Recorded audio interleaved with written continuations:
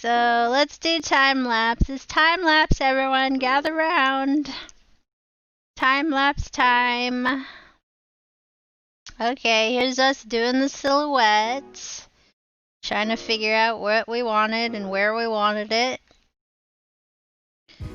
And yeah, making those middle shadows are always fun. Oh yeah, let's get in on this face area. The face was like my favorite part. We just made it like super cursed Junji Ito style. At first I thought the eyes looked too wholesome. Is that a thing? Maybe. And then I decided to roll them in the back of her head here. Yeah, the description for the statue said she was sweating profusely. So I had to really make her look really, really sweaty here. And we just wanted to go really ham with the sweat too. So it was weird trying to figure out how do you make a statue look sweaty, right? Like they would have just sculpted the sweat drops on there. Cause like I believe they did that too, and they made like cloth look very wet if something was very damp looking in a sculpture. I don't know, this is all that art history jazz I learned a long time ago. But yeah, the hair would have been pretty detailed too, so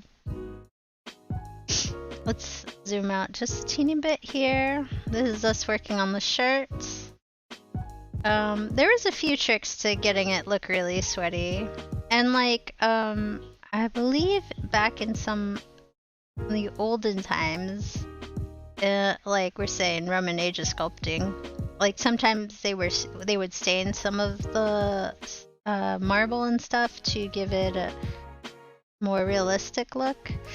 Like, I don't know if you guys know that some sculptures in Rome had actual color, but it's been like over time all the colors basically faded out in some of the sculptures. But that was only some.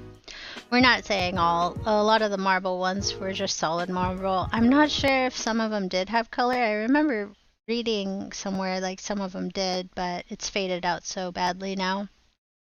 Restoration would be really weird looking. But here we are working on that viper face. We're gonna show you how to draw something very scaly, very lazily. So, I mean, I really wanted to detail in the face, so of course I drew a lot of the individual scales on the face because vipers have very scaly faces. But you're gonna see here in a second when we just put the highlights and the shadows where you want them to on the body, and then you would kind of put these very vague, kind of lazily made scales on there, and then go in with your darker tones and kind of just draw like some drop shadows of the scales. But see, it makes it look very scaly without actually drawing each individual scale. So that's a little bit faster. It'll look a little cartoony up close, but if you're having the actual statue like view from a bit of a distance, like about here, it won't really matter. You won't really lose that much detail.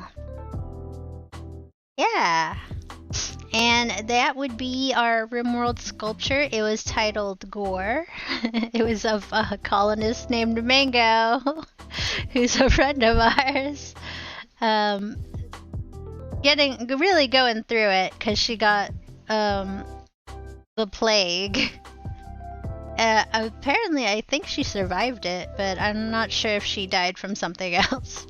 But yeah, the symbolic viper on the right was in the description also. But yeah, we'll go ahead and send that off to our friend Deadweight, who gave me the description for it.